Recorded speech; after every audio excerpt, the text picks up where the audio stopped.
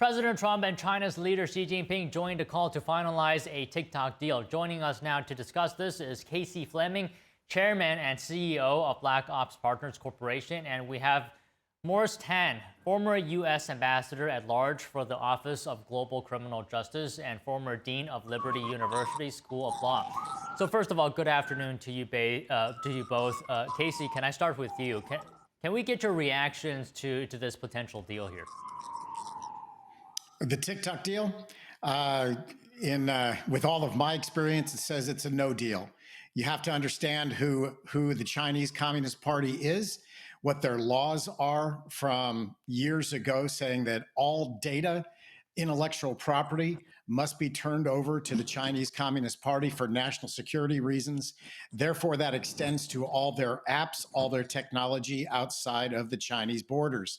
So from a technology standpoint, you cannot separate all the millions of lines of code and basically say, yeah, we're just going to turn this over to the United States and keep their data inside the United States and so on. So at a minimum, TikTok is a weaponized military application.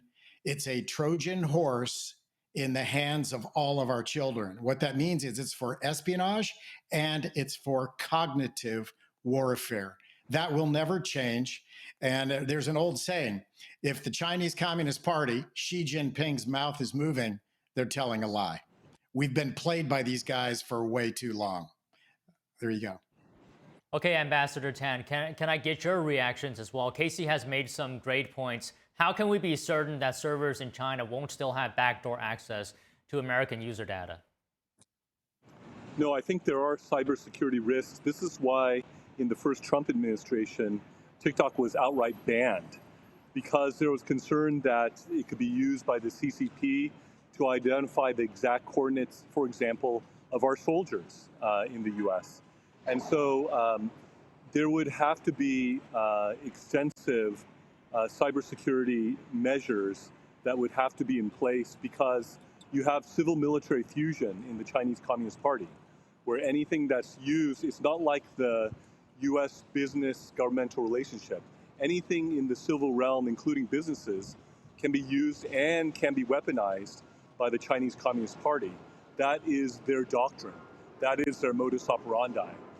So it's very important, if this were to move forward, to be able to safeguard against all those things, and for there to be enough of a controlling interest in it and enough technological expertise to try to block any attempt to be able to engage in malign activities through TikTok USA, which is what it would become if it moves forward. Okay, Casey, if President Trump is determined to move forward down this path with the deal with TikTok, is there a way where there would be absolutely no security concerns? Zero. Technology, yeah, as the other gentleman mentioned, it is the Chinese Communist Party's operational plan. It's their doctrine to weaponize everything against the free world, including the United States. So it's a communist totalitarian regime at war with the United States. Why would you ever think about allowing some type of app or technology to linger on, and especially in the hands of our children, our military, our young adults? I mean, you get facial recognition, you get retinal scans, you get geolocation of all the pictures, all the videos, all the texts, the emails, everything. Why would you give that power to an enemy? And again, from a technology perspective, and I've got a few years in technology and in cyber, there's no way to get that done. Today, everything can be masked.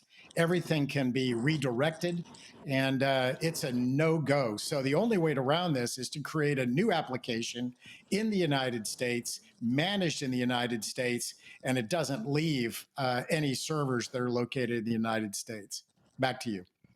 So, Ambassador Tan, would you be able to comment in light of this pursuit for a deal? Can you talk to us about U.S.-China relations at this moment?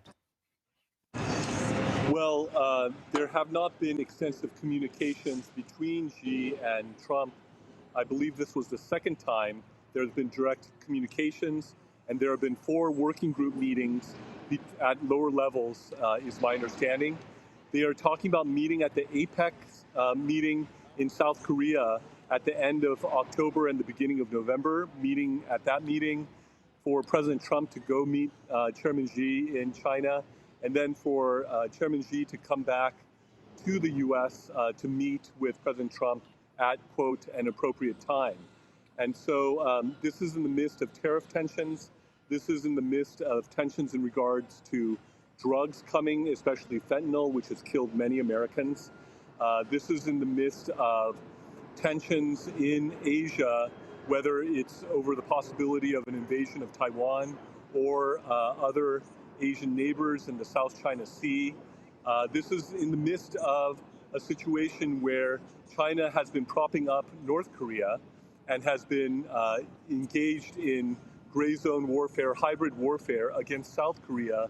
And a lot of people don't realize how extensive and how, frankly, successful the CCP has been in their hybrid warfare against South Korea, our longtime ally and very important ally. So Casey, I can't help but wonder, because Beijing is, playing a part in this deal. It seems like it's willing to go forward on this. What does China get out of it? Beijing will always play the United States. They've been playing us for 50 years. It will not change. They will tell us what they think we want to hear. We will take what we think we want to hear from the Chinese Communist Party, but they have no intention of giving any ground to the United States or the free world. They are in an absolute war. It's called unrestricted war. Other people call it hybrid war. It's been going on around the world, as Ambassador Tan mentioned as well. They are continuing to play the United States. And don't forget, 3 weeks ago, they hosted the Axis nations, which is China. CCP is the grand puppeteer. Underneath them, Russia, Iran, Pakistan, North Korea, Brazil, and underneath Iran are the terrorist organizations, again, with the CCP being the grand puppeteer. I'll say it again. If the CCP's mouth is moving, Xi Jinping, they're lying and they're playing us. When are we going to wake up? Okay, Ambassador Tan, do you think, in your view, the U.S. should, at the very least, attach some form of conditions relating to human rights, right, in this potential deal with TikTok, with China?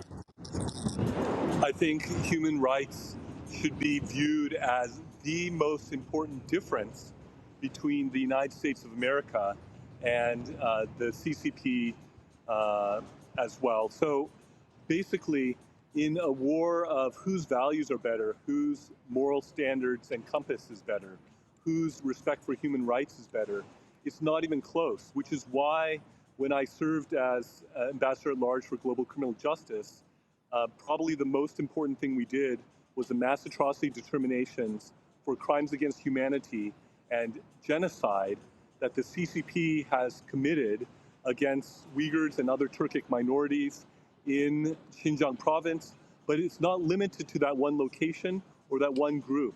They have engaged in all sorts of human rights violations, not only within China, but outside as well. So Casey, I want to understand, I want to make it clear here. Are you saying that even with this deal, security concerns would be exactly the same as before? Or perhaps it would be, there will be security concerns, but it'll be less than before? Which one are you saying? More security concerns. It's something that, we've got to totally get behind. Again, the CCP is not to be trusted. They formed a global Axis alliance of aggressors to take over the free world. We're seeing it in Ukraine. We're seeing it in the Middle East. We're seeing it all over the place. So it is something that it's very serious. I think we're at a junction right now of moving forward. Ambassador Tan is 100% correct. The difference in our values are the human rights piece of it. And it's not just the atrocities towards the Uyghurs, the Tibetans, and the Falun Gong, we need to get also into the forced human organ harvesting, which another word for that is murder. Those are all things that basically invalidates the Chinese Communist Party. If we can continue to hammer on human rights violations, which they are experts in, we will, over time, the free world will say, hey, we don't want to do business with these people. They're harming other human beings. And so calling that piece of it out is very embarrassing to the Chinese Communist Party. And to Ambassador Tan's credit, that's absolutely what needs to happen. Okay, I don't want to take up too much time here. Ambassador, if you have any final thoughts. Yes, I completely agree with that. You know, it's so brazen that Xi Jinping and Putin were talking about having immortal lives through organ transplantation. There is massive medical tourism, as it's called, going into China for organ transplants. Why? Because they engage in widespread murder, that is the correct word, to harvest fresh organs to be transplanted. And people come in from all over the world, and even Putin now is getting in the act saying, oh yeah, Xi, you and I will live forever through organ transplantation. And now there are reports that this is even happening by Chinese operatives in South Korea, believe it or not. So this is very real, and they were even talking about it publicly at the military parade that was held in China recently, that Putin and Kim Jong-un and let me also point out the third-ranking person from South Korea also attended. And this is something where people need to wake up, I think, as Casey is so forcefully articulating, that they are trying to take over the world.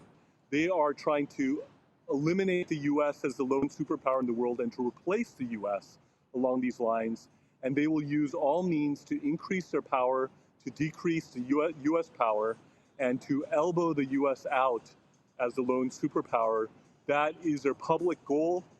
They have declared a people's war on the United States. They are engaged in this war worldwide. And the sooner people realize that these cartoonish sounding descriptions are actually true about the CCP, the better. Okay, quickly, Ambassador Tan, before we wrap up here, you meant North Korea, right? How strong is the relationship between China, North Korea, and Russia right now? So about half the ammunition that Russia is using comes from North Korea nowadays. And Russia reportedly gave maybe something to the tune of $10 billion to North Korea. And China, over 90% of the economic interaction that North Korea has generally had has been with China. And so it is crucial. We're talking about number 2, 3, and 4 militaries in the world.